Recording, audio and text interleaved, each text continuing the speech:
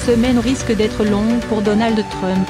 Le président des États-Unis va devoir, en effet, assister en spectateur aux hommages rendus à l'un de ses adversaires les plus implacables, le sénateur républicain de l'Arizona John McCain, emporté le 25 août par une forme particulièrement agressive de tumeur au cerveau. Donald Trump a réagi à sa mort par un message publié sur son compte Twitter dans lequel il a présenté ses condoléances à sa famille.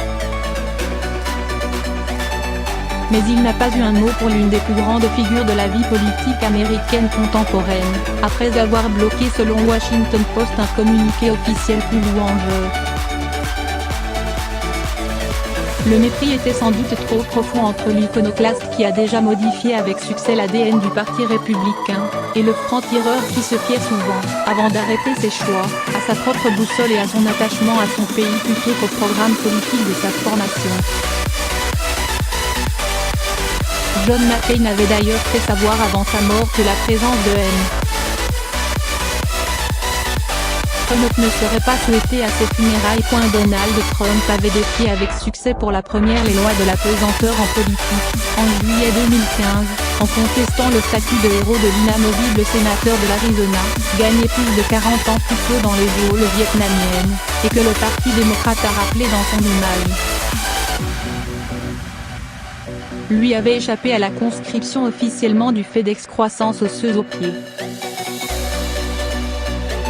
Il ne s'était jamais excusé. La liste était longue de leurs divergences. John McCain a défendu une vision humaniste de l'immigration violemment récusée par Donald Trump. Il a inlassablement plaidé pour des interventions américaines au nom de la liberté, douté de la sincérité de la Russie de Vladimir Poutine, et s'est opposé avec constance, de nouveau au nom des valeurs de son pays, à l'usage de la torture. Contre la réforme de l'Obamacare, John McCain était le seul politicien américain d'envergure à incarner le néoconservatisme.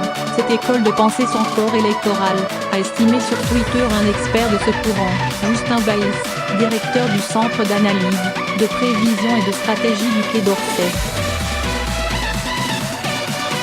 Sur tous ces sujets, Donald Trump n'a cessé de défendre des positions diamétralement opposées.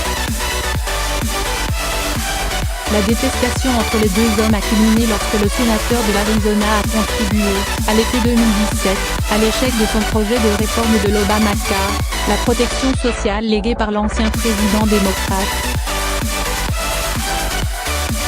Cette réforme tenait à cœur à Donald Trump, qui a exigé des élus de son camp une loyauté absolue.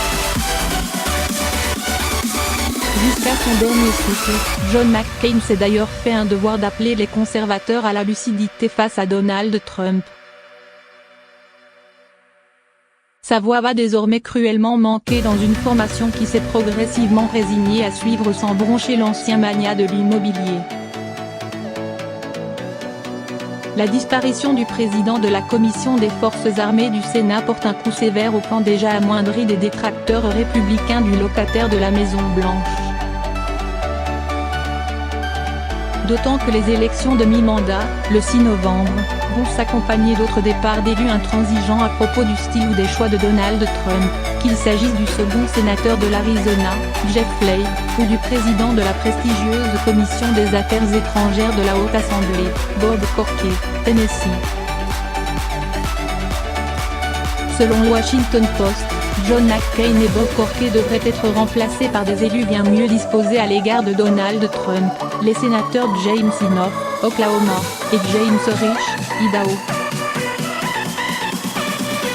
Alignement sans nuance. À l'occasion de l'office religieux qui sera rendu samedi 1er septembre à la cathédrale de Washington, les responsables politiques américains tourneront aussi une page des institutions, celle d'un Sénat capable de transcender ses clivages partisans pour parvenir à des compromis entre démocrates et conservateurs. Côté républicain, John McCain s'y était montré toujours favorable à l'intérêt général, qu'il s'agisse du compromis obtenu en 2005 sur des nominations dans la justice, ou d'une réforme de l'immigration torpillée par la suite par la Chambre des représentants contrôlée par les républicains en 2014. Aucune relève n'est espérée au sein du grand hall de parti. Les primaires en cours confirment la nécessité, pour espérer l'emporter, d'un alignement sans nuance sur Donald Trump, qui défend depuis son arrivée à la Maison-Blanche une vision planique de la politique. Depuis les élections de 2016 et à l'exception du gouverneur sortant de l'Ohio, John Kasich, tous ceux qui s'étaient opposés au mania de l'immobilier, qu'il s'agisse des sénateurs Marco Rubio, Floride, Ted Cruz de Texas, ou du libertarien Rand Paul, Kentucky, sont rentrés dans le rang. Éphémère candidat à l'investiture républicaine en 2016, le sénateur de Caroline du Sud Lindsey Graham comptait parmi les élus les plus proches de John McCain. Il est devenu au fil des mois un avocat dévoué de Donald Trump.